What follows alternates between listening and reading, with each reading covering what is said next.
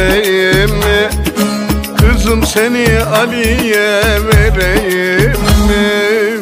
İstemem babacığım, istemem. Onun adı Ali, eder beni deli.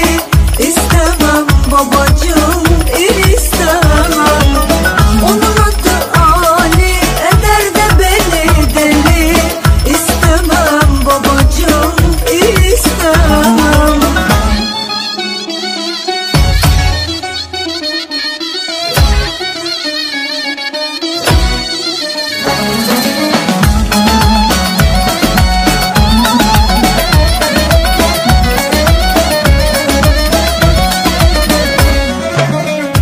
Seni Ömer'e vereyim mi?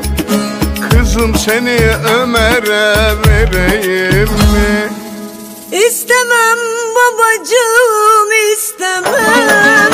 Onun adı Ömer, alır beni döver.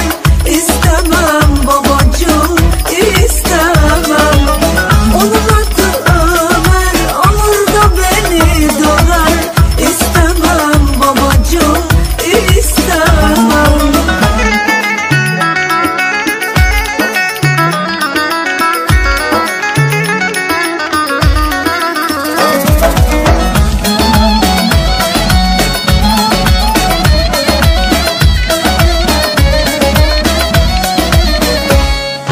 Kızım seni Yaşar'a vereyim mi?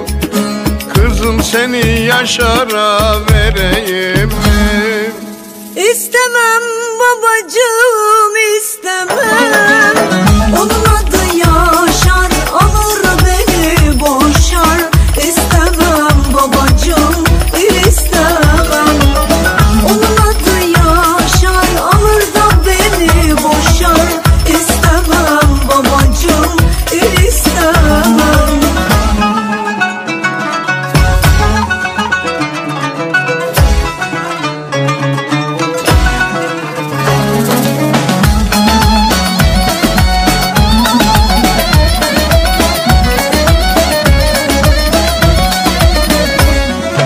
Kızım seni Engin'e vereyim mi? Kızım seni Engin'e vereyim mi? İsterim tabii, isterim babacığım. Onun adı